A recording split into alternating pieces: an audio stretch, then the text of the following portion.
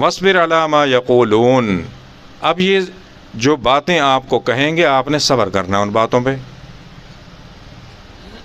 کفار مکہ کہتے تھے آ کے ام یقولون افطرا، آپ خود بنا کے آتے ہیں باتیں، جو بات اللہ نے پہلے فرما دی تھی کہ آپ کو کہیں گے، آپ نے صبر کرنا ہے۔ تو کفار مکہ کیا کہتے تھے ام یقولون افطرا، یا آپ کی اپنی افطرا خود بنا کے آتے ہیں۔ اللہ نے جواب دیا بل هو الحق، یہ حق ہے، سچ ہے، من ربک، آپ کے رب کی طرف سے۔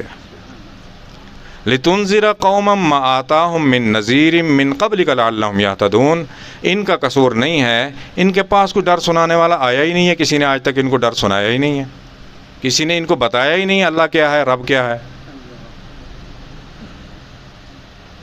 تو آپ جب ان کو بات کریں گے تو یہ آپ کے اوپر باتیں کریں گے۔ ابراہیم علیہ السلام سے حضور تک مکے میں کوئی نبی مبعوث نہیں ہوا، آتے رہے ہیں انبیاء، جاتے رہے، حج کے لیے آتے تھے۔ تو آپ نے ان کی باتوں پر توجہ نہیں کرنی، اور کیا کرنا ہے ان کے ساتھ سلوک کیا کرنا ہے، کیونکہ ان کے پاس بالکل کسی چیز کا علم نہیں ہے، نہ کوئی کتاب ہے، نہ کوئی مدرسہ، نہ کوئی سکول، کوئی چیز نہیں ہے۔ دار الندوہ تھا جہاں کفار سارے اکٹھے ہوتے تھے، اپنے مشورے سیاسی کیا کرتے تھے، قبائلی فیصلے کیا کرتے تھے۔